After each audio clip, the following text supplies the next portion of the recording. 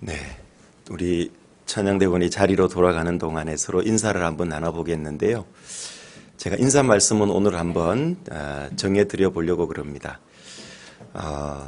흔히 많이 듣던 얘기죠. 10년 만에 만난 이상가족 상봉하는 필로 형제님, 형제님이 계셔서 저는 정말 행복해요. 자매님, 자매님이 계셔서 저는 정말 행복해요. 그렇게 인사 한번 해보겠습니다. 서로 인사하시겠습니다.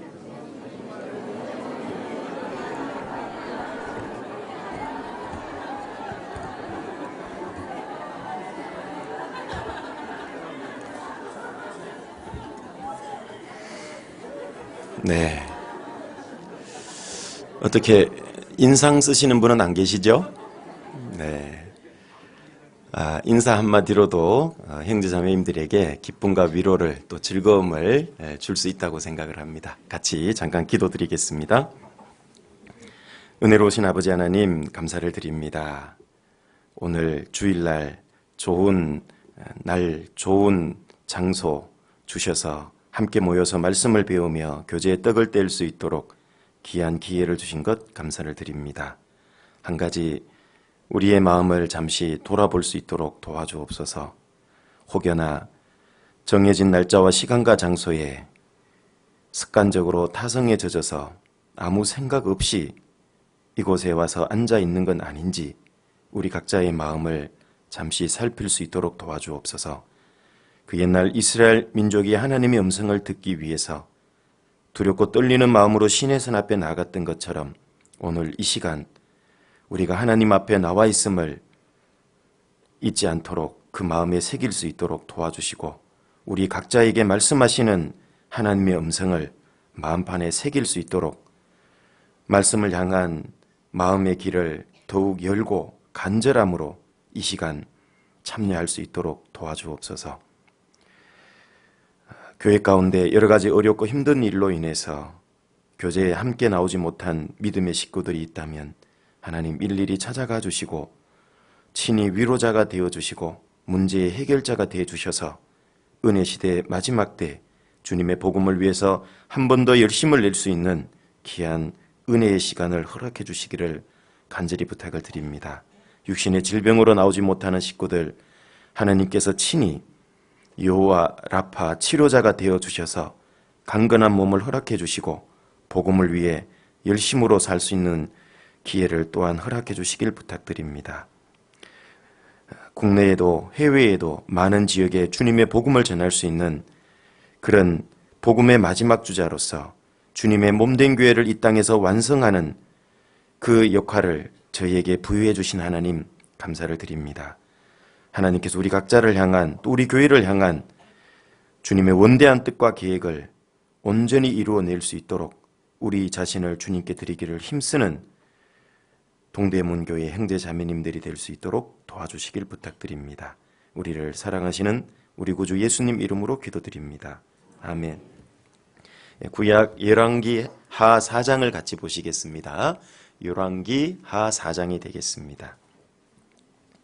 구약 열왕기 하 4장 1절부터 7절까지 말씀이 되겠습니다. 1절부터 7절까지 말씀이 되겠습니다.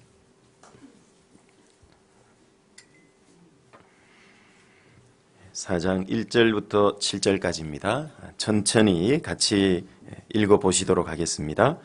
선지자의 생도의 아내 중에 한 여인이 엘리사에게 부르짖어 가로되 당신의 종 나의 남편이 이미 죽었는데 당신의 종이 여호와를 경외한 줄은 당신이 아시는 바니이다. 이제 체주가 이르러 나의 두 아이를 취하여 그 종을 삼고자 하나이다. 엘리사가 저에게 이르되 내가 너를 위하여 어떻게 하랴? 내 집에 무엇이 있는지 내게 고하라. 저가 가로되 계집종의 집에 한 병 기름 외에는 아무것도 없나이다. 가로되 너는 밖에 나가서 모든 이웃에게 그릇을 빌라. 빈 그릇을 빌되 조금 빌지 말고 너는 내 두 아들과 함께 들어가서 문을 닫고 그 모든 그릇에 기름을 부어서 차는 대로 옮겨 놓으라. 여인이 물러가서 그 두 아들과 함께 문을 닫은 후에 저희는 그릇을 그에게로 가져오고 그는 부었더니 그릇에 다 찬지라. 여인이 아들에게 이르되 또 그릇을 내게로 가져오라. 아들이 가로되 다른 그릇이 없나이다 하니 기름이 곧 그쳤더라. 그 여인이 하나님의 사람에게 나아가서 고한데 저가 가로되 너는 가서 기름을 팔아 빚을 갚고 남은 것으로 너와 내 두 아들이 생활하라 하였더라. 네, 오늘은 엘리사 선지자 시절에 있었던 생도의 한 가정을 통해서 우리의 신앙생활의 교훈을 생각해 보려고 합니다. 오늘 제목을 여기에 많은 그릇을 빌려오고 하는 모습이 있는데요. 축복과 부흥을 담는 그릇, 이렇게 한번 잡아봤습니다.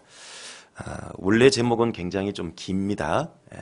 개인의 축복과 교회의 부흥을 담는 그릇, 이렇게 길게 쓰면 방송실에서 싫어하시더라고요.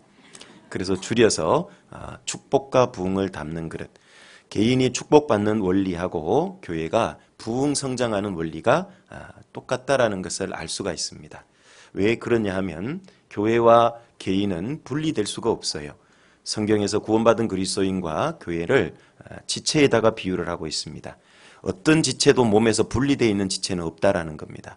한 지체가 아프면 몸이 똑같이 고통을 받는 거예요. 요한복음 15장의 포도나무 비유도 기억하실 겁니다. 우리는 가지고 예수님은 포도나무입니다. 분리될 수가 없습니다. 나무가 잘 되면 가지도 잘 되고 가지가 건강해야 나무가 많은 열매를 맺을 수 있는 거예요.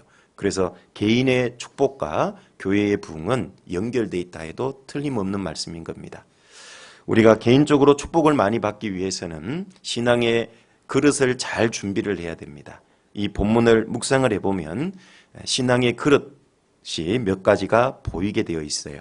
오늘은 5가지 그릇만 한번 생각을 해보려고 합니다. 내 신앙의 그릇이 어떻게 준비되어 있느냐에 따라서 하나님께 받을 수 있는 축복의 양과 정도가 달라지도록 되어 있습니다. 첫 번째로 본문 속에서 우리가 발견해 볼 수 있는 신앙의 그릇은 우선순위의 그릇이라는 것을 발견해 볼 수 있습니다. 어째서 이 선지자 생도의 가정에 하나님이 이 엄청난 놀라운 기적과 같은 축복이 임할 수 있었을까?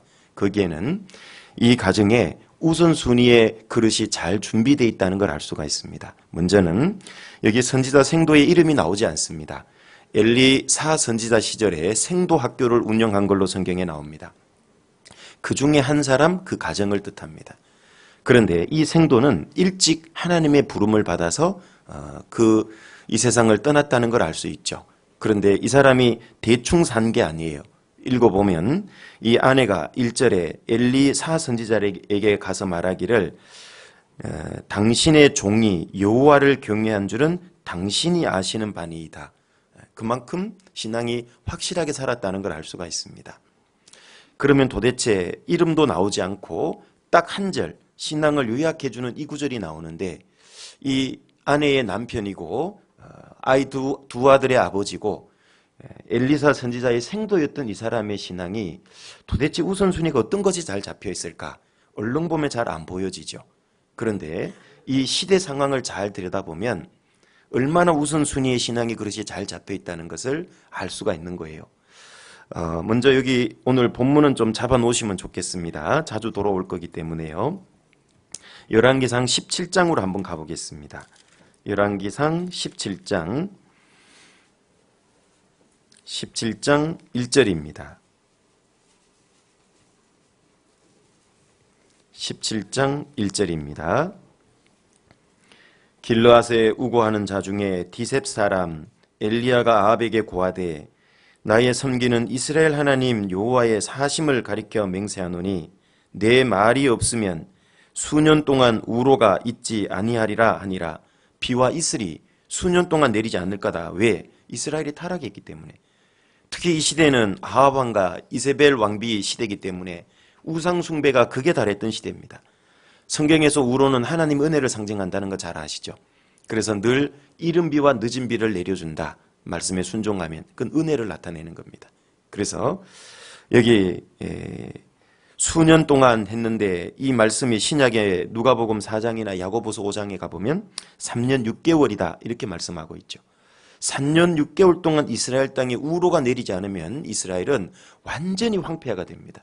아시는 대로 애굽은 나일 강물을 끌어다가 농사를 지을 수 있는 곳이에요.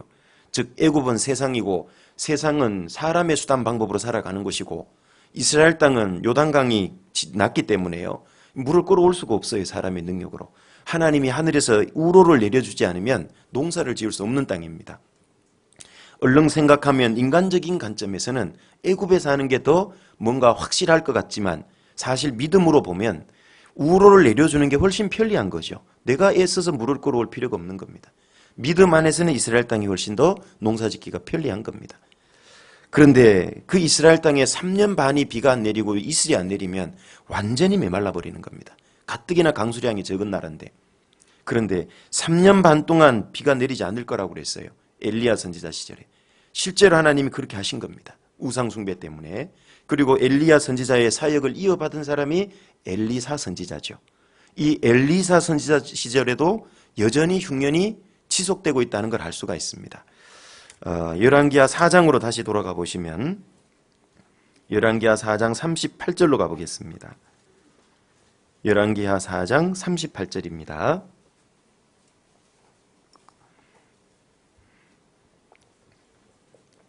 (38절부터) (41절입니다) 엘리사가 다시 길갈에 이르니 그 땅에 흉년이 들었는데 선지자의 생도가 엘리사의 앞에 앉은지라. 엘리사가 자기 사원에게 이르되 큰 솥을 걸고 선지자의 생도들을 위하여 국을 끓이라 하매 한 사람이 채소를 캐러 들에 나가서 야등 동굴을 만나 그것에서 들외를 따서 옷자락에 채워 가지고 돌아와서 썰어 국 끓이는 솥에 넣되 저희는 무엇인지 알지 못한지라. 이에 퍼다가 무리에게 주어 먹게 하였더니 무리가 국을 먹다가 외쳐 가로되 하나님의 사람이여 솥에 사망의 독이 있나이다 하고 능히 먹지 못하는지라. 엘리사가 가로되 그러면 가루를 가져오라 하여 솥에 던지고 가로되 퍼다가 무리에게 주어 먹게 하라 하매 이에 솥 가운데 해독이 없어지니라. 엘리사 선지자 시절에도 흉년이라는 문제는 여전히 지속되고 있고 먹을 양식이 없기 때문에 들에 나가서 우리로 말하면 초군 목피로 연명하고 있는 모습을 볼 수가 있는 겁니다. 이렇게 경제적으로 전 국가적인 어려움이 다가왔을 때는 하나님의 사람이라고 예외가 될 수가 없습니다. 여전히 경제적인 어려움을 똑같이 겪어야 돼요. 우리도 IMF를 겪을 때 어떠했습니까? 그리스도인이기 때문에 그 어려움에서 벗어날 수 있었을까요? 그러지 않습니다. 국가적인 어려움은 똑같이 겪도록 돼 있는 거예요. 이 경제적으로 굉장히 어려움에도 불구하고 이 남편은 생도로서의 삶을 미루지 않았다라는 얘기예요. 우리 같으면 어떨까요? 야, 빚부터 갚고 지금 두 아들이 채주에게 빚쟁이에게 끌려가서 종이 될 상황이면 빚이 많았다라는 걸 알 수가 있죠. 적은 빚이 아닌 겁니다. 우리 같으면 빚부터 갚고 신앙생활 좀 해야지, 빚 갚고 주님을 위해서 좀 희생해야지 희생해도 주님을 향한 신앙이 차선으로 밀릴 수가 있지만 이 생도는 그러지 않는다라는 얘기죠. 하나님을 향한 신앙이 최우선순위에 있었던 겁니다. 두 번째로 이 아내도 마찬가지예요. 가정 살림은 아내가 되게 살림을 살고 있잖아요. 수입이 딱 줄면 가장 예민하게 반응하는 사람들이 주부 아내죠. 그런데 이 아내도 잘 보면 이 본문에 가서 보면은 남편이 생도로서 생활하는 것에 대한 원망과 불평이 없어요. 그렇죠? 신앙의 우선순위가 잘 잡혀 있는 거예요. 당신 정신이 있는 거야 없는 거야? 우리 집에 빚이 이렇게 많은데 생도는 얼어 죽을 뭐 이런 게 아니잖아요. 좋아, 생도 생활해. 내가 그걸 반대하지는 않아. 그러나 이 어려운 빚이 있는데 투잡, 쓰리잡 정도는 해야 되는 거 아니야? 야간 운전도 좀 하고 대리 운전도 좀 하고. 그런데 그런 모습이 없잖아요. 이 아내도 신앙에 대한 우선순위가 너무 잘 잡혀 있는 겁니다. 이 어렵고 힘든 상황에 자기 수단 방법으로 이 문제를 해결하려고 그러는 게 아니라 엘리사 선지자에게 딱 달려 나온 거 보세요. 우리는 급하고 어려운 문제가 생기면 하나님 앞에 먼저 달려나가는 게 당연한데 가끔 우리는 그러지 못할 때 자기 모습을 발견해요. 법적으로 문제가 생기면 하나님께 먼저 달려나가기보다 우리 교회 안에 변호사 없어? 검사 없어? 법적으로 실제 도움을 받을 수 있는 사람을 먼저 자꾸 찾게 되잖아요. 경제적으로 어려운 문제가 있으면 하나님 앞에 먼저 나오는 게 아니라 도와줄 사람이 없을까? 쉽게 그렇게 가기 쉽지만 이 아내는 그러지 않았다라는 얘기예요. 비록 어렵고 힘들었지만 하나님 앞에 달려 나오는 거예요. 남편이 생도로서 사는 것에 대한 반대가 없어요. 그리고 두 번째로는 이 시기는 경제적으로도 어려웠지만 신앙적으로도 굉장히 핍박이 엄청났던 시대예요. 이 엄청났다는 걸 어떻게 알 수 있냐 하면 열왕기상 아까 우리 찾아봤던 열왕기상 19장으로 한번 가보시죠. 19장. 열왕기상 18장은 아마 잘 아시는 대로요. 갈멜산에서 바알과 아세라 선지자 850인하고 엘리야고의 대결이 있었잖아요. 그리고 나서 이제 19장이 있는데 이 19장에서 1절부터 읽어보면 그 이세벨이요 아합 왕하고 엘리야를 죽여버리겠다 그랬어요. 왜? 자기들이 우상의 선지자들을 죽였잖아요. 그러니까 엘리야가 도망을 갔어요. 그래서 광야에 가 있다가 호렙에 가서 굴에 숨었는데 그때 하나님과 대화하는 장면이 나와요. 열왕기상 19장 10절로 가보시죠. 저가 대답하되 내가 만군의 하나님 여호와를 위하여 열심히 특심하오니 이는 이스라엘 자손이 주의 언약을 버리고 주의 단을 헐며 칼로 주의 선지자들을 죽였으며며 같이 읽겠습니다. 오직 나만 남았거늘 저희가 내 생명을 찾아 취하려 하나이다. 하나님이 엘리야에게요 호레산 굴에 처박혀 있었잖아요. 그 엘리야를 끄집어내는 겁니다. 엘리야야 네가 어찌하여 여기 있느냐 물으셨잖아요. 그러니까 엘리야의 대답이 10절인 겁니다. 뭐라고 대답했습니까? 오직 나만 남았습니다. 하나님의 선지자들을 칼로 다 죽이는 시대라는 거예요. 위대한 엘리사 선지자가 보더라도 엘리야 선지자가 보더라도 하나님을 섬기는 사람이 자기 하나밖에 없는 것 같은 시대. 실제로 그렇게 보이는 거예요. 하나님 앞에 과장하는 게 아닐 겁니다. 자기가 볼 때는 자기 하나만 남은 것 같아요. 그래서 여기 14절에 읽어보면 똑같은 얘기를 반복하고 있는 거예요. 하나님을 드러내놓고 섬기면 죽임을 당할 수 있는 시대가 바로 이 시대입니다. 그런데 선지자 생도는요 기꺼이 하나님을 섬기는 생도로서의 생활을 두려워하지 않았다라는 얘기예요. 생도 생활하면 드러나잖아요.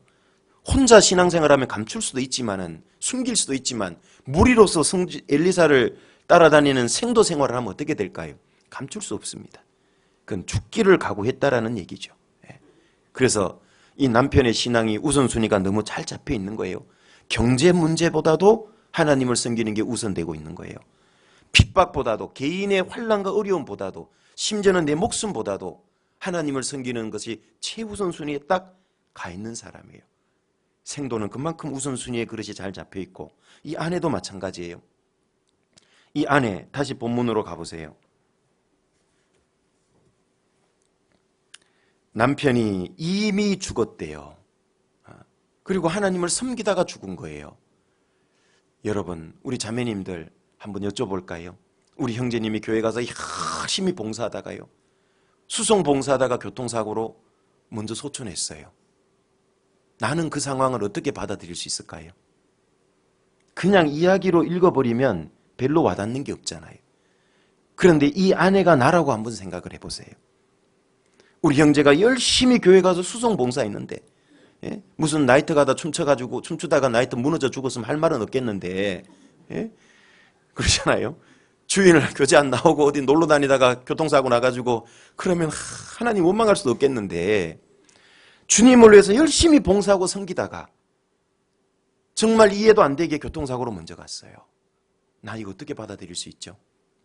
우리 자매님들 이게 소화가 잘 될 수 있을까요? 신앙의 소화불량 안 걸리고 잘 소화가 될 수 있을까요? 이야기로 생각하면 그냥 그럴 수 있겠지 싶지만 이게 내 문제라고 생각하면 어떨까요? 이건 정말 보통 문제가 아니잖아요. 그런데 이 선지자 생도 안에는요 조금의 신앙의 문제가 안 걸리는 거예요. 하나님이 항상 최우선에 가 있기 때문에 그래요. 그래서 결국은 왜 하나님이 이 집안에 놀라운 기적의 축복을 내릴 수밖에 없을까? 이유가 바로 여기 있는 거예요. 이 남편과 아내가 신앙의 우선순위가 너무 잘 잡혀 있는 거예요. 하나님이 이런 가정을 둘 수가 없는 거예요. 그냥 내버려 둘 수가 없죠. 역사할 수밖에 없는 거예요. 마찬가지입니다. 우리도 신앙의 우선순위 그릇이 잘 잡혀 계시면은요, 하나님이 거기에 채워줄 수밖에 없어요. 무엇을? 축복을. 역사할 수밖에 없어요. 그 집안에는. 나는 왜 축복을 못 받을까? 우리 집안은 왜 하나님 축복 안 해주세요?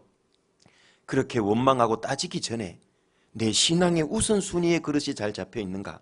그걸 먼저 생각을 해봐야 됩니다. 그리고 또 한 가지 여기서 우리는요, 이 두 부부는 남편은 일찍 소천했잖아요. 그죠? 집에 경제적으로 정말 두 아들이 종으로 끌려가기 직전인 기가 막힌 상황이잖아요.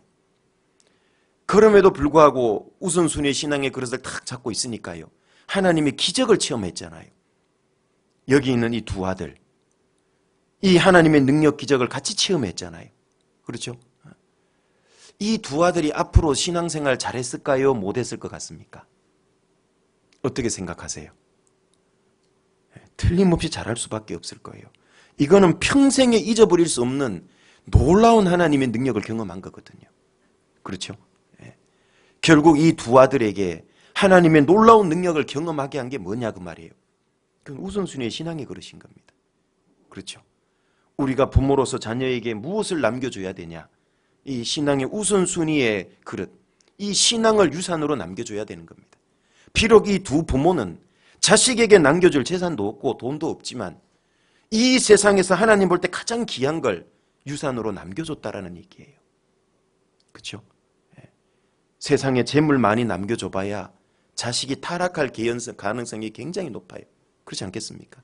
그러나 세상의 재물, 논밭, 전집, 아파트, 건물, 빌딩은 자식을 불화하게 할 수 있는 위험이 있는 거고 또 이 세상을 떠나면 다 놓고 갈 것들이잖아요. 그러나 이 신앙을 유산으로 남겨주면 어떻게 됩니까? 자녀를 온전히 지켜내는 최고의 유산이 되는 거예요. 이거는 영원히 남겨지는 유산이 되는 거예요. 우리도 자녀들에게 이 우선순위의 신앙의 그릇을 유산으로 남겨줘야 됩니다. 가끔 부모님들이 아이들이 하는 얘기를 들어보면요, 우리 아빠 엄마는 교회에서 하는 거하고 집의 모습은 달라도 너무 다르대. 불행한 거예요. 신앙 유산을 지금 못 남겨주고 있는 거예요. 교회당 오면 아버지 어머니가요, 사도 바울 수준인데 집에 오면 가룟유다 수준이야. 맨날 돈 때문에 걱정하고 돈 하고 돈에 마음 뺏겨 있고 돈이 주님이 돼 있고, 그 아이들이 뭘 배울까요? 우선순위는 완전 꽝이죠. 배울 수가 없습니다. 교회당에서나 집에서나요, 이 생도 부부는요 똑같은 거예요. 그래서 이 자녀들에게 최고의 신앙의 유산, 우선순위의 그릇 탁 그걸 남겨주고 그게 하나님께 축복을 얻는다라는 걸 제대로 딱 깨닫게 해준 거예요. 우리도 그게 필요한 겁니다. 두 번째로 이 그릇은요, 믿음과 순종의 그릇이 잘 준비됐다는 걸 알 수 있어요. 그래서 축복을 받은 겁니다.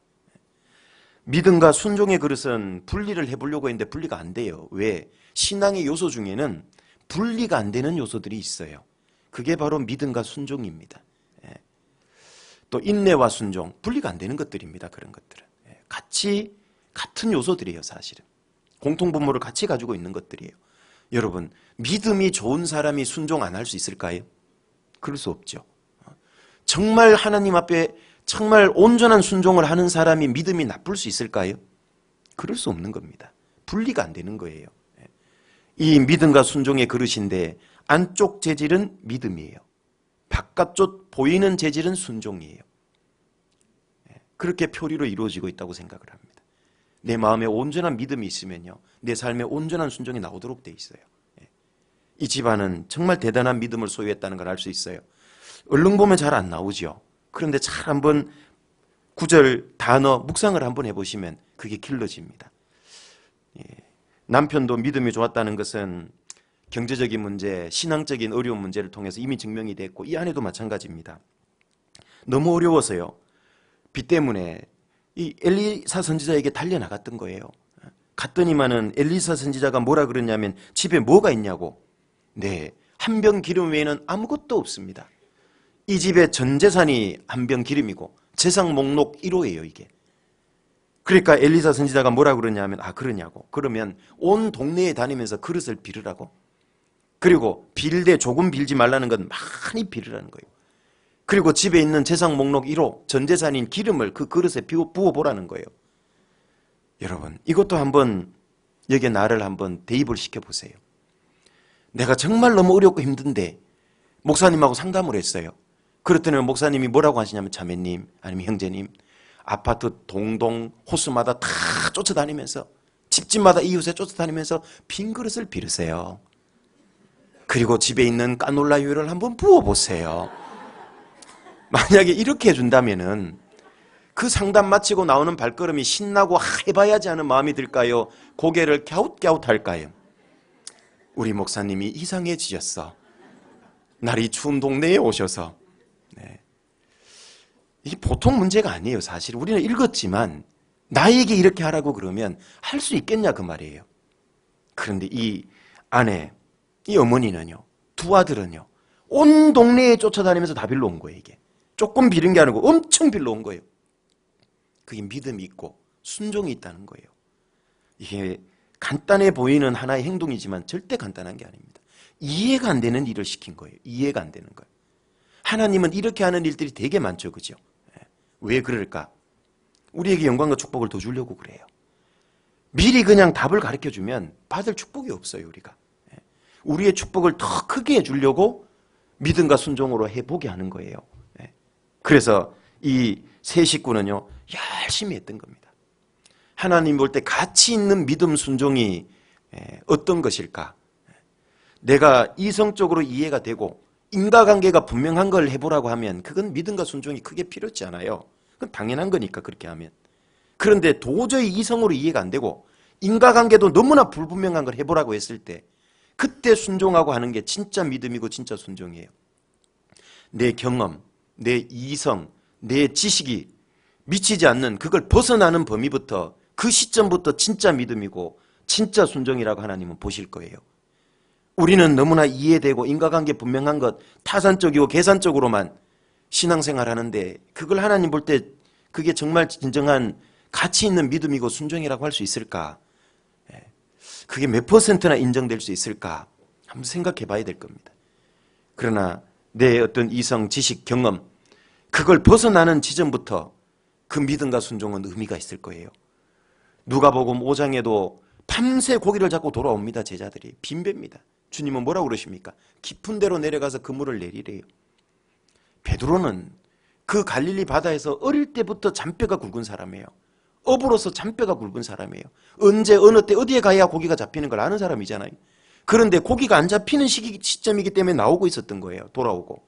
그런데 그때 가서 내리래요. 그물을. 그런데 말씀에 의지하여 내렸다 그랬잖아요. 그게 믿음이고 순종입니다. 그때 그물이 찢어질 정도로 많이 잡았어요. 요즘으로 말하면 대박입니다. 어부 인생에 고기를 그렇게 많이 잡아본 적이 없는 거예요.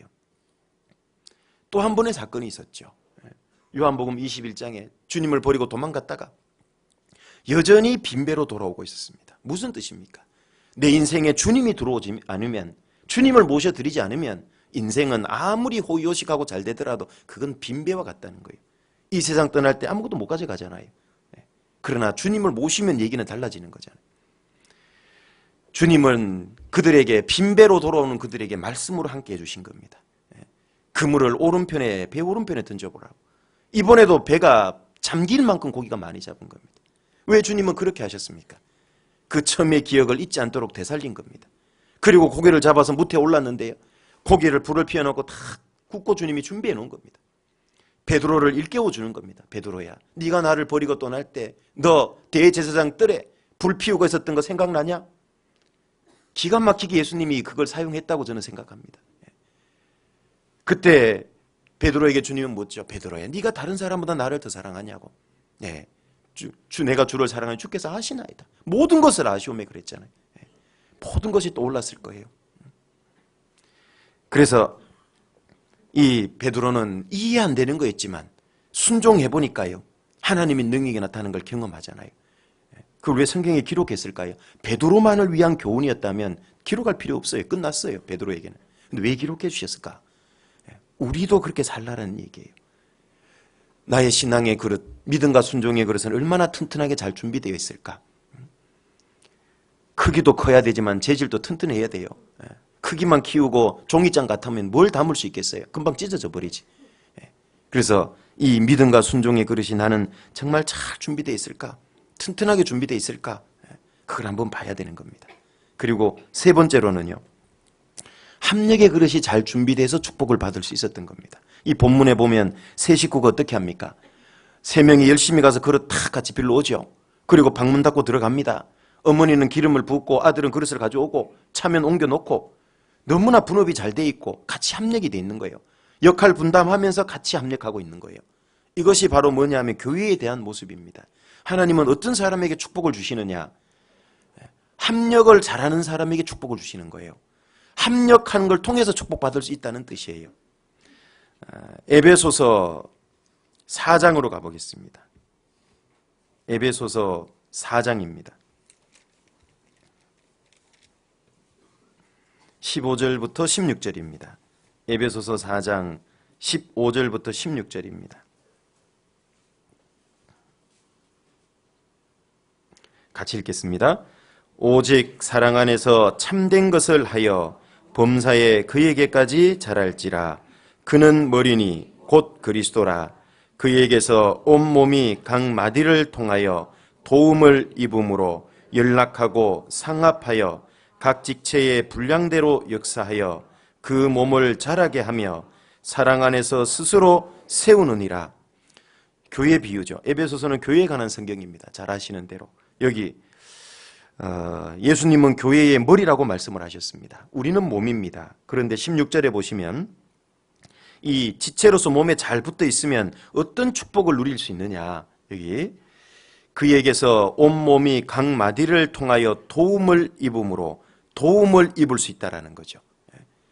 하나님은 어떻게 우리를 도우시냐 하면 나의 개인을 옆에 계신 형제 자매들을 통해서 돕는다 그 말이에요. 교회를 통해서 돕겠다 그 말이에요. 구원 받았다고 하는 사람이 교제에 떨어져 있고 교제에서 마음이 멀어져 있으면은 그 사람은 도움을 받을 수가 없게 되는 겁니다. 잘 교제 가운데 연합하고 상합하고 붙어 있으면 어떻게 됩니까? 도움을 받을 수 있는 거예요. 그래서 여기 구체적으로 연락하고 연결되어 있다는 뜻이고 상합은 서로 합해져 있다는 뜻이에요. 각 지체의 분량대로 역사한다는 겁니다. 내가 교회 가운데 잘 연합되어 있으면 합력이 되어 있으면 역사를 해요. 역사. 역사는 힘쓴다는 뜻이에요. 물컵을 들어요. 이거는 손의 힘일까요? 몸의 힘일까요? 저는 지금 여쭤보고 있고 대답하셔야 될 상황이에요. 네, 상황 파악이 안 되시나 본데 이게 물컵을 들었어요. 손의 힘일까요? 몸의 힘일까요? 어떤 분은 손, 몸 두 개가 나왔어요. 이게 손의 힘이라면 손을 잘라놔도 이 힘이 나와야 돼요. 그렇죠? 그런데 손 잘라놓으면 이런 힘이 나올까요? 아닙니다. 몸에서 나오는 힘이에요. 몸과 연결되어 있을 때 손은 역사예요. 컵을 드는 역사를 할 수가 있어요. 힘을 쓸 수 있다 그 말이에요. 이게 능력을 덧입는다는 뜻이에요. 하나님은 어떻게 우리에게 능력으로 도와주시느냐? 교제 가운데 붙어 있을 때 교회를 통해 역사하는 겁니다. 그래서 구원받고 나면 복잡한 거 처음 배워 여러 개 많이 안 배워도 돼요. 딱 한 가지만 탁 머리에 그냥 갖다 마음에 탁 새겨 놓으면 돼요. 내가 이 교회 가운데 붙어 있어야 되겠다. 그거 하나 잘하면 돼요. 성경의 모든 교회 비유에 공통점들이 있어요. 그건 바로 붙어 있으라는 거예요. 여기는 지체 비유예요. 몸에다 비유했어요. 예수님은 머리고 우리는 몸이에요. 몸에 어떤 지체도 머리에 몸과 떨어져 있는 지체가 있을까요? 없어요. 다 붙어 있습니다. 요한복음 10장에는 양무리에 비유하고 있죠. 목자와 분리되어 있는 양은 없어요. 목자와 하나가 돼 있는 거고 양끼리도 분리돼야 돼요? 합쳐져 있어야 돼요? 합쳐 있어야 돼요. 그래서 양이라고 하지 않고 양무리라고 그러는 겁니다. 가끔 양무리 중에 지가 염선지하고 들이받는 양도 있기는 해요. 그러더라도 양은 양이에요. 아이고 나는 누구 꼴 보기 싫어서 교회 안 나가겠다. 그건 어리석은 거예요. 그렇잖아요. 누가 그래 이렇게 얘기를 하더라고. 꿩이 겨울에 모이를 잔뜩 먹고요. 따뜻한 햇볕 아래서 할 일이 없어가지고 털 고르기를 했대요. 그러니까 보니까 어떤 털은 좀 부러졌어. 에이, 마음에 안 들어 뽑아버렸대요. 어떤 털은 좀 덜 컸대. 뽑아버렸대요. 어떤 털은 색깔이 마음에 안 들어서 뽑아버렸대요. 어떤 털은 이물질 똥이 묻어서 뽑아버렸대요. 이래 뽑고 저렇게 뽑다가요. 알몸이 돼서 얼어 죽었대요. 형제 자매님들 골라가면서 교제하면요. 그런 상황이 와요. 자기만 추워요. 왜 이 교회를 양무리, 지체에 비유하고 있는지 아세요? 다양하다는 얘기예요. 따라해 보세요. 다름은 틀림이 아니다. 다름은 축복이다. 아멘? 동의하세요? 진짜입니다. 그거 꼭 기억하셔야 돼요. 이론으로 머리는 아멘을 하고 실제 삶은 저 자매님은 내 스타일 아니야. 일명 코드 교제하고 있는, 코드 맞는 사람끼리. 예. 그 이론하고 믿음이 다른 거예요. 그렇게 살면 안 되는 겁니다. 예. 같아야 되죠. 같아야 돼요. 왜 다름이 축복이냐 생각해 보세요. 몸에 손만 다 붙어 있어요. 저쪽에서 지금 세파트가 무시무시한 놈이 물려고 달려와요. 손만 있으면 빨리 도망갈 수 있을까요? 어떻게 도망가요, 그걸? 만약에 몸에 발만 있어요. 물 한 잔 먹고 싶으면 발가락으로 이거 잡으면 잘 마실 수 있을까요? 특히 뜨거운 커피 온몸에 들이부을 거예요.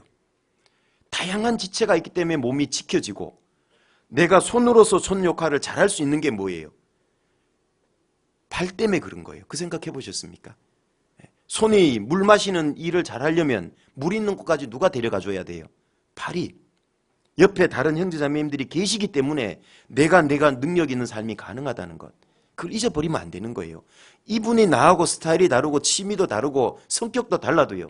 그분이 있기 때문에 내가 이거 드는 역할을 할 수 있다 그 말이에요. 이거 절대 잊어버리면 안 되는 겁니다. 그리고 우리의 모든 지체는 머리 위에 붙은 거 있을까요? 머리 밑에 다 내려가 있죠. 그 말은 뭐예요? 질서를 가리키는 겁니다. 여러분 아이들 벌 줄 때요. 손들어! 그러잖아요. 그럼 손들어요. 손 들고 있으면 좀 있으면 손이 아파요? 안 아파요? 아프죠. 좀 지나면 손만 아파요? 온몸이 아파요? 온몸이 다 아파요. 막 비비 꼬죠 막. 뭔 얘기입니까? 지체는 자기 위치를 잘 지켜야 돼요. 자기 분량이 있는 거예요. 이게 왜 힘드냐? 위치 이탈해서 그래요. 머리 위로 올라가서 그런 거예요. 힘들어지는 겁니다. 내가 교만해지고 높아지면, 교회 안에서 높아지면은요, 이게 내만 힘드는 게 아니고요, 교회 전부가 힘들어지는 거예요. 그걸 꼭 기억을 하셔야 됩니다. 철 모르고 함부로 말하고 함부로 행동하면 그 교만한 거죠. 자기 철을 모르니까. 그러면 다 힘들어지는 거예요, 교회. 그래서 우리는 지체다. 내 분량의 역사를 하면 되는 거다. 분량 이상 하면 그 힘들어지는 거죠. 아니, 손이 발 역할까지 하려고 그러면 힘들어요, 안 힘들어요? 손으로 막 달리려고 그러면 힘들어요, 안 힘들어요? 대답 안 한 분은 집에 가서 꼭 실험해 보세요. 얼마나 힘드는지 몰라. 힘들어요. 발처럼 손으로 발 역할 하려고 그러면. 발이 손 역할 하려면 얼마나 힘드는지 몰라요. 그렇죠? 그래서 다양한 지체가 있는 게 축복이라는 걸 기억하세요. 창세기 1장에 보면 식물, 동물을 만들 때요, 하나님이 강조한 단어가 있어요. 종류대로입니다. 각기 종류대로. 10번이나 나오죠. 창세기 1장에. 그건 처음부터 다양하게 만드셨다는 뜻이에요. 다름은 불행이 아니고 축복이에요. 축복. 코스모스 꽃이요, 꽃밭 한밭 피어 있어요. 본 적 있으십니까? 꽃축제 이런 데 가면 이쁘지요. 막 한밭이에요. 그런데 같은 코스모스라도 색깔이 어때요? 형형색색이에요. 그죠? 같은 꽃잎도 끝부분하고 안쪽하고 색깔이 또 달라요. 잘 봐보세요. 참 다양해요. 그런데 코스모스를, 꽃밭을 갔는데요, 똑같이 전부 다 새빨간색이다. 행복할까요? 보고 즐거울까요? 무지개는 몇 가지 색이죠? 7색이라 이뻐요. 그런데 비가 왔는데 떴는데 새빨간색만 7색이야. 이쁠까요? 질려버리죠. 좀 있으면. 다양하기 때문에 신앙이 즐겁고 교회 오면 즐거운 거예요. 나하고 똑같은 사람이 있으면 잠깐은 좋을지 몰라. 오, 코드 맞네? 좀 지나면 질려요. 거울로도 보는 사람을 실물로도 또 보고 있거든. 네, 질려요. 그렇죠? 네. 근데 교회 오면 다양한 행사함이 있어서 너무 좋아요. 맞죠? 네. 그래서 이 다름은 진짜 축복이에요. 왜 하나님이 이 사람을 창조할 때 남자 여자로 다르게 만들었냐고. 이건 재료부터 다르잖아요. 흙으로 남자 만들고 여자는 아담의 칼빗대로 만들고 재료부터 달라요. 성품도 달라도 너무 달라요. 왜 그랬냐 그 말이에요. 그게 축복이에요. 남자는 아내가 없으면 완성이 안 돼요. 돕는 배필이 있어야 완성이 되는 거죠. 그렇죠? 예. 또 아내는 남편이 아담이 없었다면 태어날 수가 없는 겁니다. 서로 불가분의 관계예요. 예. 주종의 관계가 아니라. 그래서 하나님은 처음부터 다양한 걸 좋아하시는 분이에요. 이 지구상에 어마어마한 생물을 만들어 놓은 거 보세요. 얼마나 다양한 겁니까? 그걸 왜 그렇게 많이 만들었을까요? 하나님이 1번 심심해서, 예? 능력 과시하려고 2번. 아니에요. 그건 아담 하와를 위한 축복이었어요. 아담 하와를 해서 그만큼 만들어준 거예요. 맞죠? 하나님이 짐승 만들었는데요, 모조리 개만 만들어놨어. 아담 하와가 짐승 볼 때 어떨까요? 미치죠. 여기도 멍 저기도 멍, 맨날 뭐 개밖에 없으니까. 예. 아담 하와에게 땅을 정복하고 다스리라 그랬잖아요. 쫙 지구 살펴볼 때 어땠을까요? 너무 맨날 새로운 뭔가를 접하니까요. 신났을 거예요. 그렇죠. 그 축복이라니까요. 그래서 교회 안에도 다양한 형제자매님들 날로 구원받고 넣어주셔요. 축복이에요. 아셨죠? 그리고 옆 형제자매님들이 계셔야 내 능력을 내가 발휘할 수 있어요. 하나님은 합력하는 사람, 교회를 잘 깨달은 사람, 그 사람을 통해서 능력, 축복을 부어주시는 겁니다. 꼭 기억을 하셔야 됩니다. 가끔 혼자 자꾸 잘난 줄 알고 생각하는데 절대 그럴 수 없어요. 교회 비유를 15장에 요한복음 15장에는 포도나무예요. 가지하고 포도나무는 분리돼요, 안 돼요? 분리되면 안 되죠. 붙어 있어야 열매를 많이 맺잖아요. 그리고 에베소서 5장에는 부부로 비유하셨죠. 둘이 나눌 수 있대요, 없대요? 하나님이 짝지어준 걸 못 나눠요. 둘이 일심동체라 그러잖아요. 그러니까 교회 비유는 전부 다 강조하는 게 붙어 있으라, 붙어 있으라. 구원받고 잘 붙어 있으면 돼요. 그러면 성경, 기도하는 거, 말씀 다 배웁니다. 걱정하지 마시고 딱 붙어 계시면 돼요. 최근에 구원받은 분이 계시다면요, 나는 주님 오시는 그날까지 교회 안에 딱 붙어 있어야 되겠다. 복음이 확실한 교회, 내 구원이 증명하잖아요. 여기에 복음이 확실하다는 건 내 구원이 증명하잖아요. 내가 많은 교회도 다녀보고 많은 설교도 들어봤지만, 기독교 방송도 들어봤지만 어떤 것도 구원의 확신을 못 줬는데, 들어보니까 확실하게 내가 복음을 듣고 구원받았다면 내가 받은 구원이 복음의 진실성을 증명하는 겁니다. 즉 성령이 내 속에서 증명하고 계신 겁니다. 그게. 그래서 여기에 딱 붙어 계시면 됩니다. 그러면 내가 구원받듯이 또 다른 사람에게 복음이 전해져요. 그게 내가 증인 아닙니까? 내가 경험한 거잖아요. 그래서 여기 합력의 그릇, 이걸 잘 준비를 하면은요, 하나님은 주변 분들을 통해서, 교회를 통해서 많은 능력, 축복들, 내가 필요한 것들 다 줘요. 여기 아까 잘한다 그랬잖아요. 잘하게 한다 그랬잖아요. 성장 호르몬, 영양분도 보내줘요. 붙어 있으면 신앙이 쑥쑥 자라는 겁니다.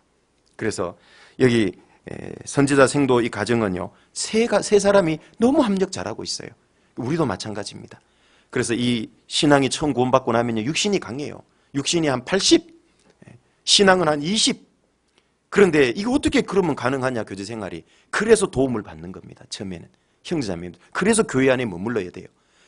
처음 구원받고 얼마 안 된 분은 오늘 아침에 오는 것도 쉽지 않았을 거예요. 영하 한 10도 떨어지면요, 따뜻한 아랫목이 붙잡잖아요. 뭘 꼭 나가, 좀 날 따뜻해지면 나가, 이게 올라오잖아요. 그죠? 그래서 육신이 강할 때는 가지 말까 그러는데요, 자매님 차 됐어요, 내려오세요.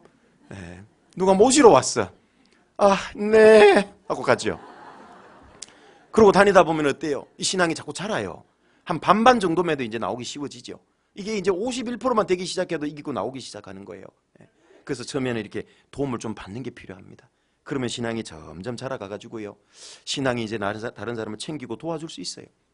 그래서 아무튼 세 번째, 이 합력의 그릇을 좀 잘 준비를 해보시는 것이 필요합니다. 옆에 계신 형제자매님들은 하나님이 축복을 주시는 통로예요. 통로. 나에게 도움을 주시는 통로예요. 내 신앙을 성장시키는 통로예요. 꼭 기억을 하셔야 됩니다. 그래서 앞으로는 내 스타일 아니고 마음에 안 들고 그러더라도 나의 축복의 통로님 감사합니다, 옆에 계셔서 고맙습니다, 그런 마음으로 대해야 돼요. 그리고 네 번째로는 다시 본문으로 돌아가 보죠. 여기 무엇을 부어보라 그랬죠? 4절에 보면 너는 내 두 아들과 함께 들어가서 문을 닫고 그 모든 그릇에 무엇을 부어서? 기름을 부으래요. 아까 이 집 전 재산이 뭐라고요? 기름 한 병, 재산 목록 1호예요. 이게 말이 쉽지. 뭐 그까짓 거 우리 집에 뭐 식용유 많은데, 많으니까 붓기 쉽지요. 근데 하나밖에 없는 거예요. 이게 붓기가 쉬웠을까? 쉽지 않죠. 전 재산을 갖다 투자하는 거죠. 어디에? 하나님 쪽으로. 기꺼이 부은 겁니다. 부었어요. 이건 희생의 그릇이 잘 준비됐다는 뜻이에요. 그런데 성경에 보면 참 이상한 것이 많아요. 하나님은 무에서도 유를 창조할 수 있는 분이잖아요. 그런데 신구약에 공통적인 원리가 있어요. 그게 바로 희생의 원리입니다. 왜 하나님은 신앙생활에 희생하도록 해놨을까? 벌써 어떤 분은 또 저 목사가 오늘 희생하라고 얘기할 모양이구나, 본색을 드러내네. 아니, 그게 아니고 희생에 대해서 바로 봐야 되는 거예요. 여러분, 원래 구약에서 희생이라는 건 희생제물이잖아요. 희생제물. 그 누구를 위해서 하나님이 희생하라고 그랬어요? 희생제물을 우리가 필요한 거예요. 맞죠? 우리 죄 때문에 하나님하고 관계가 깨져 있는 거예요. 우리를 위해서 사실은 희생을 하는 겁니다. 희생은 우리가 하나님을 위해서 선심 쓰는 것처럼 생각하는데 그러니까 그게 어려운 거예요. 희생은 나를 위한 거예요. 내가 더 큰 축복이 있어요. 이 희생의 그릇을 잘 준비하면요, 하나님은 비교할 수 없을 만큼 더 큰 걸로 돌려준다라는 거예요. 신구약의 이 희생의 원리 중에 하나가 뭐냐면요, 하나님은 그냥 해주셔도 되는데 꼭 있는 것을 하게 해요. 있는 것을 드려보라고 그래요. 열왕기상 17장에 보면 사르밧 과부 얘기하시죠. 아까 엘리야 선지자 시절에 3년 반 동안 비를 우로를 안 내렸어요. 이 사르밧 과부도 너무 사르밧에 사는 과부가요, 먹고 살 게 양식이 다 떨어진 거예요. 그래서 통에 가루 한 움큼밖에 없대요. 병에 기름 조금밖에 없대요. 그래서 그거 가지고 떡 한 조각 만들어 가지고 자기 아들하고 먹고 죽으려고 성 밖에 나와서 나뭇가지를 주워 모으는데 엘리야 선지자를 만나잖아요. 엘리야 선지자가 물어봤잖아요. 여기서 뭐 하냐? 전라도 분인가 봐, 엘리야가. 그러니까 이 사르밧 과부가 뭐라고 그래요? 집에 이러이러해서 이 떡 한 조각 먹고 만들어가지고 먹고 아들하고 죽으려고 지금 이런다고. 그랬더니만 엘리야가 뭐라고 그래요? 거기에 그냥 막 축복해주면 좋겠는데 그 떡, 작은 떡 한 조각 만들어서 나한테 먼저 가져오래요. 나에게 그렇게 요구한다면, 내가 사르밧 과부라면 나는 그 떡 만들어갈 수 있을까요, 없을까요? 또 대답하실 상황이세요. 네. 만들어갈 수 있을까요, 없을까요? 이게 쉬운 얘기가 아니잖아요. 이거 없으면 굶어 죽어 당장. 가뜩이나 지금 며칠째 굶었는데 우리 시대 버전으로 바꿔보세요. 일주일 굶어가지고 그냥 백가죽이 등짝에 붙었는데 라면 반 개 끓여 먹고 죽으려고 그러는데 담임 목사님 와서 그거 먼저 끓여서 나한테 가져오라. 가져갈 수 있겠냐고 이게. 그러니까 성경을 보실 때 꼭 자기를 넣어보세요. 그게. 그래야 하나님 깨닫게 하려는 교훈을 제대로 깨달아요. 깊이 있게 깨닫게 돼요. 이야기로만 읽지 마시고. 그런데 그걸 만들어 오잖아요. 그죠? 그리고 방금 이 사건도 마찬가지예요. 뭐가 있냐고 꼭 물어보잖아요. 있으니까 한 병 기름 밑에 부어보래요. 그걸. 신약에 예수님이 오병이어 기적 일으키는 사건 아시죠? 요한복음 6장에도 있고 사복음서에 나와요. 그런데 마가복음을 읽어보면 그 오병이어 기적 일으킬 때 다른 마태복음이나 요한복음 보면 그냥 제자들이 가서 하나의 도시락 찾아서 가져온 것처럼 그렇게 기록되어 있지만 그렇지 않습니다. 마가복음을 읽어보시면 예수님이 너희에게 떡 몇 개나 있는지 가서 알아보라고 시킵니다. 예수님은 그 아이가 도시락을 가지고 있는 걸 이미 알고 계셨고 그 아이가 드릴 것도 알고 계셨어요. 그런데 꼭 그 아이 도시락 빼뜨려 와야 되냐고 그걸. 그냥 기적 일으키시면 되잖아요. 근데 신구약의 원리가요, 희생의 원리 첫 번째가 뭐냐 하면 있는 것을 드려보라는 거예요. 없는 것을 드리라는 게 아니에요. 있는 걸 드리라는 거예요. 그럼 부담 없잖아요. 있는 걸 한번 드려보라는 거예요. 없는 걸 하라고 하는 것은 없어요. 성막을 만들 때도 마찬가지예요. 마음에 감동된 자와 자원하는 자가 가져오라 그랬잖아요. 있는 걸 해보라는 거예요. 그러니까 부담 가질 필요가 없어요. 그러면 그냥 하시지 왜 있는 걸 꼭 그렇게. 그게 바로 우리에게 영광과 축복을 더 주시려고 그러는 거예요. 여러분, 창세기 22장 하면 무슨 사건이 기억나십니까? 너무 갑자기 물어서 기억 안 나는 걸 거예요. 아브라함이 이삭을 바친 사건이 나오잖아요. 거기에 사랑이라는 단어가 성경에 처음 나와요. 맞죠? 경외, 하나님을 경외하는 자라는데 거기 처음 나와요. 이게 뭔 얘기냐 하면 사랑하고 경외가 분리될 수 없는 개념이에요. 이것도. 신앙의 요소 중에서요. 하나님이 아브라함에게요, 100세에 대해서 아들 줬어요. 이건 눈에 넣어도 안 아픈 자식. 전 재산 다 날아가도 이 이삭만 있다면 아브라함은 기뻤을 거예요. 그런데 그 이삭을 바치래요. 어떻게? 번제로. 번제 드리는 걸 어떻게 드리는지 아세요? 짐승을 토막을 쳐갖고 불태워 죽이는 거예요.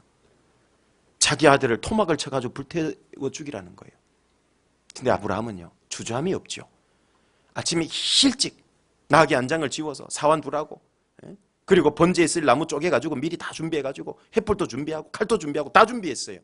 만약에 드리기 싫었다면 어떡할까요? 저 같았으면 칼 빼놓고 갈 거예요. 한 3일 갔다가 어메 칼 빠졌네. 밧줄도 그냥 빼놓고 가든지 횃불을 빼놓고 가든지 하기 싫으면. 그런데 모든 걸 준비를 다 한 거예요, 아브라함. 그리고 왜 하필 3일 길을 갔을까요? 그 3일은 아브라함이 죽는 시간이었어요. 그 데려가면서 어떤 마음이 들었을까요? 이 아들을 내 손으로 죽여야 되는 거잖아요. 이 속에서 끊임없이 육신이 시험했을 거예요. 아브라함 정신 차려. 그건 하나님의 뜻이 아닐 거예요. 너 잘못 들었을 거야. 계속 시험이 올라왔을 거예요. 그걸 3일 동안에 꺾고 나가는 거예요. 그리고 드디어 모리아산에 가서요. 내리치려고 칼 딱 들었잖아요. 하나님이 스톱시켰어요. 아브라함아, 아브라함아. 하나님이 멈추게 했어요. 왜? 안 죽여도 돼요. 왜? 이미 아브라함 마음속에서는 잡은 거예요, 아들을. 그래서 굳이 죽일 필요가 없는 겁니다. 더 진행시킬 필요 없는 거예요. 그럼 여기서 한 대목 궁금한 거 있잖아요. 하나님은 아브라함이 이삭 바칠 거 알았을까요? 몰랐을까요? 틀려도 화끈하게 틀려야 다음부터 안 틀리니까 대답 좀 해보세요. 아브라함이 이삭 바칠 거 하나님은 아셨을까요? 모르셨을까요? 아셨는데 왜 시켰어요? 그거 궁금하지 않아요? 아심시롱. 아셨으면서 왜 바치라 그랬을까요? 이유가 뭐죠? 하나님은 아시죠. 그런데 만약에 그걸 안 시키면 아브라함은 열국의 아비 믿음의 조상이 될 수 없어요. 아브라함의 영광을 위해서 시키는 겁니다. 거기서 빨리 캐치를 해야 되죠. 그럼 우리에게도 왜 희생이라는 걸 하나님 하라고 그럴까? 하나님은 아시죠, 답을. 우리의 영광을 위해서 하라는 거예요.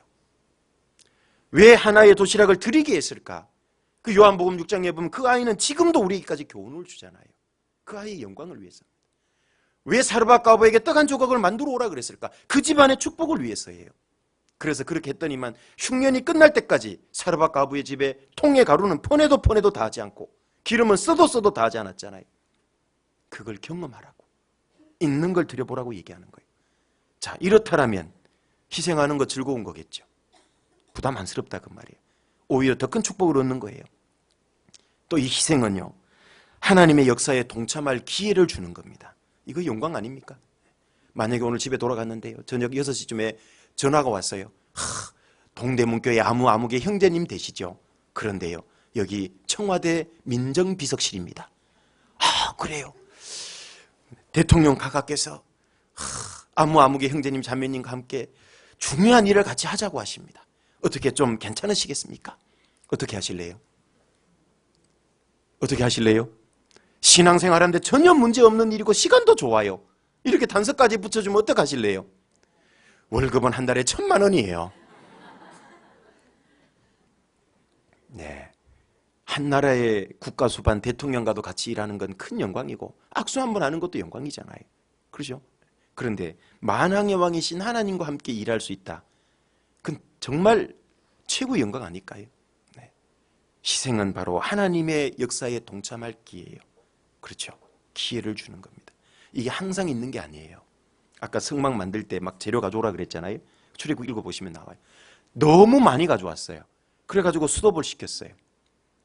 뒤에 가져온 사람은 거절당한 겁니다.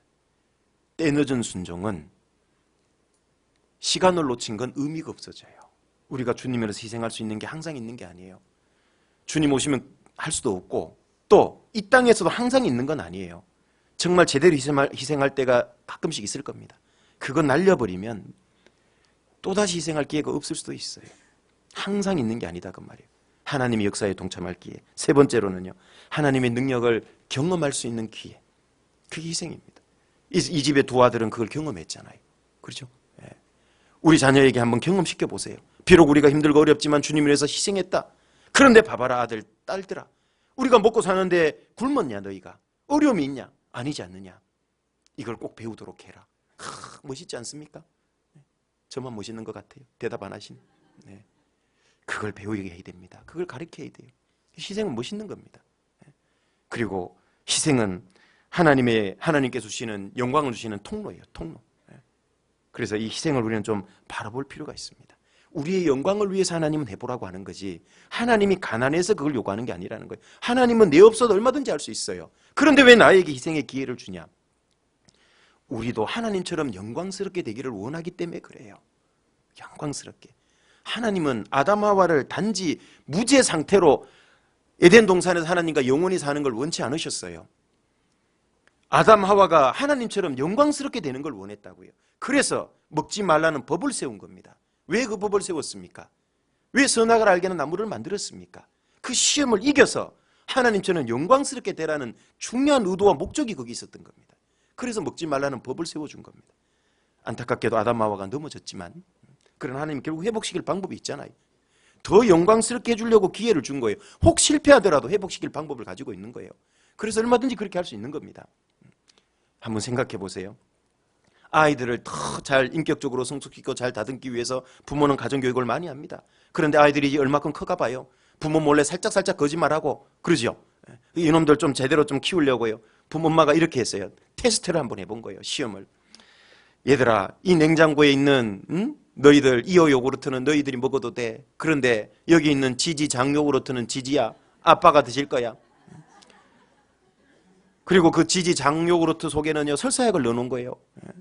아이들이 냉장고 문을 엄마가 이제 잠시 한두 시간 비웠어요. 일부러. 냉장고 문을 열 때마다 자기가 먹을 요구르트가 들어올까요? 먹지 말라고 하게 자꾸 들어올까요? 그 이상해요. 죄성이 있어서 그래요. 엄마가 2시간 후에 돌아오니까요. 한 놈은 화장실 들어가 있고 한 놈은 화장실 문고리 잡고 나오라고 난리야. 먹은 거야 안 먹은 거예요? 먹었죠. 엄마가 혼내켰죠. 이놈들. 엄마 말 앞에서는 듣는 것 같고 뒤에서는 이렇게 말 안 듣는다고. 아이들을 위해서 교육상 한번 잘못된 길로 막기 위해서 탁 엄마가 할 수 있잖아요. 그런데 엄마는 설사약을 넣을 때 이미 주머니에 지사제를 준비하고 있는 거예요. 회복시킬 방법을. 그런데 엄마가 아이들 교육한답시고 거기다가 만약에 청산가리를 넣었다. 이건 있을 수 없는 일이에요. 왜? 애들이 만약에 먹었을 때 살릴 방법이 없잖아요. 그러면 안 되는 거잖아요. 아무리 교육이 목적이고 아이들을 영광스럽게 만드는 게 목적이라도 만에 하나 잘못됐을 때 살릴 방법이 없으면서 그렇게 하라 그러면 하면 될까요? 안 될까요? 안 되는 겁니다. 그러나 하나님은 아담아에게 먹지 말라는 법을 세웠어요. 설사 그걸 범하더라도 살릴 방법을 가지고 계셨잖아요. 그래서 그들의 영광을 위해서 한 겁니다. 하나님은 우리가요 영광스럽게 되기를 원해요. 그리스도의 신부로서 하나님의 자녀로서 영광스럽게 되기를 원해요. 그래서 이 땅에서 희생이라는 것을 일종의 시험입니다. 그게 할 거냐 말 거냐 그걸 주시는 겁니다. 그게 축복인지를 알아봐야 되는데 먹지 말라고 했던 그 법 선악과는요 사실 축복이라는 거 아십니까? 그게 아담 하와가 사랑의 짝으로서 위치를 떠나지 않도록 막아주는 거였어요. 막아주는 거였다고. 여러분 세상에 법을 왜 만든지 아시죠? 법 왜 만들었죠? 물론 나쁜 사람 심판하려고 만들었죠. 그러나 그보다 더 중요한 취지가 있어요. 뭘까요? 범죄를 막아주는 효과가 있는 거예요. 칵 죽여버리고 싶은데 못 죽여. 왜? 살인죄는 형법이 있거든요. 법은 범죄를 막아주는 효과가 있다고. 여기 아이들이 노는 축대가 있어요. 떨어지면 죽을 수 있어요. 10m예요. 놀이터가 위에 있어요. 그러면 위험 넘어가지 말 것 축대 여기 펜스 쳐주고 경고판 붙여줘야 돼요? 하지 말아야 돼요? 해줘야 되죠. 그래야지 이 아이가 위험치 않는 거예요. 아담 하와는 아시는 대로 자유의지가 있잖아요. 그 법이 없어도 하나님의 사랑을 배반하고 떠날 수 있을까요? 없을까요? 얼마든지 떠날 수 있어요. 자유의지가 있기 때문에. 천사도 어떻게 했어요? 자유의지가 있잖아요. 얼마든지 떠났잖아요. 그리고 루시퍼가 생겨난 겁니다. 사람도 하나님은 자유의지를 준 거예요. 최고의 인격체로 만들었다는 뜻이에요. 최고의 사랑의 대상으로 만들었다는 거예요. 로봇으로 만든 게 아닌 겁니다. 진짜 사랑을 하려고 만든 겁니다. 그 아담 하와가 하나님을 떠날 수 있어요. 자유의지가 있어. 그거 떠나지 말라고 먹지 말라는 법. 그 말씀만 잘 붙들고 있으면 사랑의 짝으로 위치를 안 잃어버리는 거예요. 법이 마치 범죄를 막아주는 것처럼 사실은 자기들을 위한 거였고 먹지 말라는 법도 영광을 얻을 수 있는 기회였던 거예요. 그런데 안타깝게도 넘어졌지만 그래서 우리도 마찬가지입니다. 이 희생이라고 하는 것은요 일종의 시험일 수도 있어요. 그걸 잘 이겨내면 내가 큰 영광을 얻는 겁니다. 하나님 앞에. 그래서 이 집안의 4번째 희생의 그릇이 너무 잘 준비됐다. 그리고 5번째는 감사의 그릇이 잘 준비됐어요. 여기 열왕기하 4장 본문에 보시면 4장 7절입니다. 그 여인이 하나님의 사람에게 나아가서 고한데 저가 가로되 너는 가서 기름을 팔아 빚을 갚고 남은 것으로 너와 내 2 아들이 생활하라 했더라. 우리 같으면 어때요? 지금 아들이 막 종으로 끌려갈 급박한 상황인데 대박이 난 거예요. 기름이 막 꽉 찼어 그릇에. 그러면 아싸 얼렁 팔아가지고 빚부터 갚아야지 하고 내 생각대로 움직이기가 쉽잖아요. 그런데 이 아내는 보세요. 이 엄청난 일이 벌어졌는데 자기 마음대로 임으로 처분하는 게 아니라 엘리사 선지자에게 다시 딱 나가잖아요. 이게 감사의 그릇이 잘 준비된 거예요. 하나님의 사람이요 당신이 명한 대로 했더니만 이런 일이 있다고. 얼마나 기쁘고 감사했겠어요. 그죠? 근데 가서 탁 얘기하잖아요. 그러니까 엘리사 선지자가 이걸 어떻게 처리할 건지 가르쳐 주잖아요. 팔아서 빚 갚고 나머지는 생활까지 하라고. 이게 정말 감사의 그릇이 잘 준비된 모습이에요. 우리도 정말 어렵고 힘든 일이 있었는데 하나님께 해결해달라고 도와달라고 기도했는데요, 정말 기적적으로 해결되면요, 그 해결된 기쁨에 도취돼가지고 하나님은 잊어버리는 경우가 허다한 겁니다. 감사를 잊어버리는 경우가 참 많은 거예요. 한번 생각해 보세요. 아버지가 퇴근할 때 집에 있는 꼬맹이를 위해서 과자 한 봉을 사다 줬어요. 아들하고 왔는데요, 아빠 했는데 아빠한테는 얼굴 인사 쳐다보는 둥 마는 둥 신용만 하고요, 손에 들린 과자 봉지만 냉큼 뺏어가가지고 과자를 그냥 TV 앞에서 먹고 있어요. 아빠가 가서 얼굴을 보면서 아들, 아빠, 그런데 싫어요. 그러면 과자 다음부터 사주고 싶어요, 안 사주고 싶어요? 이 내 자식이라도 들 때는 미운 생각 들어, 그죠? 그런데 이 아들이 철이 들어가지고 탁 과자 아빠한테 인사하고 과자 받아가지고 탁 뜯어가지고 아빠, 저를 위해서 과자를 사주셔서 너무 고마워요. 아빠 먼저 하고 먹여주면 아빠 마음이 어떨까요? 다음에는 박스 떼기로 사줘야지. 네. 그 당연한 마음이, 그게 사랑이에요, 사랑. 하나님 마음은 더 그래요, 더. 우리가 진짜 하나님 주신 축복 감사함으로 돌려드리면은요, 감사함으로 여기면은요, 감사로 돌려드리면 더 많은 걸 줘요. 감사는 하나님의 축복의 창고를 여는 열쇠다. 축복의 창고를 여는 열쇠예요. 감사하지 않는 사람은요, 축복 창고를 열 수 있는 열쇠가 없는 사람이에요. 감사하면 또 다른 축복을 하나님은 줘요. 왜? 얘는 줘도 준 축복에 도취돼서 신앙이 위험해지고 넘어지지 않는다는 걸 알기 때문에, 주신 분을 더 소중히 여기는 걸 알기 때문에 더 줘도 상관없는 거예요. 그렇죠? 그런데 그 준 축복에 도취돼서 주신 분을 잊어버리면 줄 수 있을까요? 하나님이 주고 싶어도 못 줘요. 축복을 주면 줄수록 얘는 점점 멀어지는데, 물질의 마음 뺏기는데. 그래서 유명한 기독교 명언이 있어요. 하나님의 은혜의 꽃밭에 교만의 잡초가 자라지 않도록 주의하라. 유명한 말입니다. 하나님의 은혜의 꽃밭, 주신 많은 감사의 애가 있죠. 그런데요, 거기에 나도 모르게 교만의 잡초가 자랄 수 있어요. 이건 내가 잘해서 된 거야. 또 어떨 때는 하나님이 주셨다고 해달라고 기도해놓고는 잊어버려요, 감사의 기도를. 그게 교만한 겁니다. 교만의 잡초가 자라기 시작하는 거예요. 그래서 우리는 꼭 받은 거에 대해서 감사할 줄 알아야 되는 거예요. 그러면 또 다른 축복을 줍니다, 하나님. 계속 주십니다. 그래서 오늘 여기 5개의 신앙의 그릇 꼭 기억을 해보시는 게 좋겠어요. 우선순위의 그릇 잘 준비해 보시고, 또 믿음과 순종의 그릇, 합력의 그릇, 희생의 그릇, 감사의 그릇, 참 중요한 겁니다. 이걸 잘 준비하면 거기 하나님은 많은 축복으로 채워주세요. 그 그릇의 튼튼한 정도, 크기의 정도에 따라서 내 입을 넓게 열라 내가 채우리라 그랬잖아요. 그 그릇을 비유하는 표현이기도 합니다. 그런데 여기 7절에 보니까요, 빚도 갚고 생활비까지 챙겨준 거예요, 하나님이. 맞습니까? 하나님 은혜는 어떤 은혜냐면요, 풍족한 은혜란 얘기예요. 하나님 은혜는 풍족한 은혜예요. 하나님은 그만큼 많이 주시겠다라는 얘기예요. 우리는 이걸 받아 누릴 필요가 있습니다. 왜 이걸 우리가 못 누려야 됩니까? 받아 누리면 됩니다. 그리고 여기 이렇게 해가지고 글은 막 빌로 오고 문 닫고 들어가가지고 막 부으는데 꽉 찼어요. 그럼 옮겨놓고 또 하고 계속 하면 피곤하죠. 피곤하는데 마음은 어떨까요? 너무 어려운 질문을 드렸어요. 계속 하니까 피곤하겠죠. 힘들겠죠. 그런데 마음은 어떨까요? 네, 마음은 진짜 기뻤을 거예요. 신기하잖아요. 놀랍기도 하지만 기쁘기도 하고. 맞죠? 저는 이게 신앙생활이라고 생각을 해요. 어떤 분은요, 나 하나도 안 피곤해. 좀 위험한 분이에요, 이분들. 일주일 동안 전도 집회하면 와서 주방 봉사하죠, 안내 봉사하죠, 수정 봉사하죠. 사실 피곤한데, 그죠? 나는 몸도 마음도 하나도 안 피곤해. 진짜 그럴까? 사실 몸은 피곤하죠. 보통 때보다 에너지를 더 활동량이 많아졌는데, 그런데 우리가 그게 어떻게 가능하냐? 마음이 안 피곤한 거예요. 마음이 너무 즐겁고 기쁜 거예요. 그래서 비록 몸은 피곤하지만 즐겁게 할 수 있는 거예요. 이게 솔직하게 정말 이게 신앙생활이라고 저는 생각합니다. 미디안과 함께 했던, 미디안을 쫓아갔던 기도원의 300명의 용사 기억나시죠? 이제 미디안을 거의 다 이제 섬멸할 때가 이제 얼마 안 남았어요. 미디안의 두 방백이 도망가는데 그걸 쫓아가잖아요. 그 유명한 표현이 나오잖아요. 비록 피곤하나 따르며. 어떻게 몸은 전쟁에 지금 녹초가 됐지만 기도원과 함께 끝까지 추격을 하는 거예요. 왜? 승리의 깃발을 꽂을 때가 눈앞인데 멈출 수가 없잖아요. 그 승리의 기쁨을 지금 맛보고 있는데 완성하기 위해서 쫓아가는 거예요. 그게 신앙생활이라고 생각합니다. 비록 피곤하고 힘들어요. 그러나 우리의 주님 재림이 가까운 시기잖아요. 그때 승리 깃발을 꼽는 겁니다. 개인적으로도 교회적으로도. 그걸 위해서 우리는 피곤하지만 한다고 생각을 합니다. 왜? 기쁨이 있어요. 즐거움이 있거든요.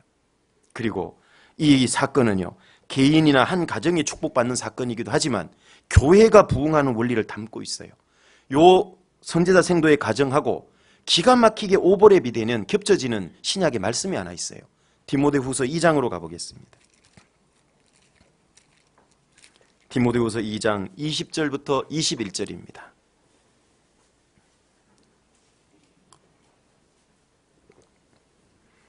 디모데후서 2장 20절부터 21절입니다. 같이 읽겠습니다. 큰 집에는 금과 은의 그릇이 있을 뿐 아니요 나무와 질그릇도 있어 귀히 쓰는 것도 있고 천히 쓰는 것도 있나니 그러므로 누구든지 이런 것에서 자기를 깨끗하게 하면 귀히 쓰는 그릇이 되어 거룩하고 주인의 쓰심에 합당하며 모든 선한 일에 예비함이 되리라. 여기서 큰 집은 교회를 비유하고 있습니다. 큰 집 안에는 금그릇, 은그릇, 나무그릇, 질그릇, 별별 종의 그릇이 다 있죠. 어떤 그릇이 쓰임받느냐? 깨끗한 그릇. 주인의 쓰심에 합당한 그릇은 어떤 그릇이냐? 재질이 아니에요. 어떤 상태를 지금 유지하고 있냐가 되게 중요해요. 교회 안에는요, 지체 높은 분도 있을 수 있어요. 어떤 사람은 누가 알아주지 않는 그런 일을 할 수도 있고, 부자도 있고, 가난한 사람도 있고, 다양한 사람이 존재해요. 그거 중요한 거 아니다 그 말이에요. 중요한 건 뭐냐? 하나님 앞에 내 신앙 상태가 지금 어떠냐? 깨끗한 사람이 귀히 쓰임받는 겁니다. 그럼 여기서 큰 집은 교회예요. 다양한 그릇들은 뭘까요? 그 교회를 구성하고 있는 형제 자매들이죠. 아까 이 구약의 선지자 생도 집을 보세요. 온 동네에 다니면서 많은 그릇을 빌려왔어요. 문을 닫고 들어갔잖아요. 그죠? 그게 세상과의 구별이에요. 교회는 구별된 물인 겁니다. 세상과 구별되어 있는 물이에요, 교회는. 그렇죠? 교회의 최소 단위가 2명, 가정이라고 보통 얘기하잖아요. 그 3명이었습니다. 그래서 그 안에 많은 그릇이 온 건 뭐예요? 그 전도를 해서 영혼을 데려왔다는 뜻이에요. 그리고 거기에 뭐가 찼죠? 기름이 찬 거예요. 성경에서 기름은 대부분 뭘 비유하죠? 성령입니다. 어떤 교회가 부흥하고 많은 그릇 영혼들이 와서 기름이 꽉 채워지냐? 그 속에 성령이 많은 구원이잖아요. 구원의 역사. 여기 선지자 생도의 가정처럼요, 신앙의 5가지 그릇이 잘 준비된 성도들로 채워진 교회, 그 교회는 부흥할 수밖에 없어요. 왜? 하나님께 축복받는 성도들이 있는데 교회가 부흥 안 될 리가 없잖아요. 근데 반대로요, 이 신앙의 그릇이 준비가 안 돼서 개인적으로 축복받는 성도들이 적다면 그 교회의 부흥을 기대하기는 어려울 겁니다. 교회가 누구 때문에 안 돼, 뭐 때문에 안 돼, 그런 건 핑계입니다. 내부터 봐야 돼요. 내 신앙의 그릇이 진짜 잘 준비됐느냐. 우리 각자가 그것만 준비 잘 되면은요, 거기에 성령이 꽉꽉 채워주는 역사가 있습니다. 성령은 놀랍잖아요. 병에 기름을 부었는데 계속 차잖아요. 계속 구원의 역사가 나타나는 겁니다. 그 모습이나 이 모습이 딱 오버랩 되지 않습니까? 사도행전 1장 2장 읽어보면 마가의 다락방에 120명의 제자들이 모여 있었죠. 오순절날 성령이 탁 임해서요, 그 충만해지잖아요. 딱 그 모습 아닙니까? 모여 있는데 방 안에. 그래서 우리 각자가 올 한 해 주님 앞에 신앙의 그릇을 좀 잘 준비하자. 그리고 내가 정말 축복 좀 많이 받아보고, 그걸 통해서 우리 동대문 교회가 정말 한번 부흥하고, 과거 어떤 시대보다도 이전에 없던 놀라운 일을 하나님이 계획하고 보여주시려고 하는데, 우리가 준비가 안 돼 있으면 우리는 그걸 경험을 못해요. 그러나 내가 어떤 신앙의 그릇을 준비하느냐에 따라서 동대문 교회의 역사상 이전에 없던 놀라운 걸 원래 경험할 수 있는 겁니다. 우리가 그렇게 신앙의 그릇을 다들 좀 준비하셨으면 좋겠습니다. 기도하겠습니다. 은혜로우신 아버지 하나님, 감사를 드립니다. 지금부터 그 2600여 년 전에 한 생도의 가정의 사건을 통해서 마지막 시대, 우리 각자와 우리 가정과 우리 교회가 어떻게 살아가야 하는가를 일깨워 주신 것 감사를 드립니다. 올 한 해는 정말 개인적으로도 교회적으로도 하나님 앞에 큰 축복을 받고 부흥을 하는 한 해가 될 수 있도록 주님 도와주시기를 간절히 부탁을 드립니다. 우리를 사랑하시는 우리 구주 예수님 이름으로 기도드립니다. 아멘.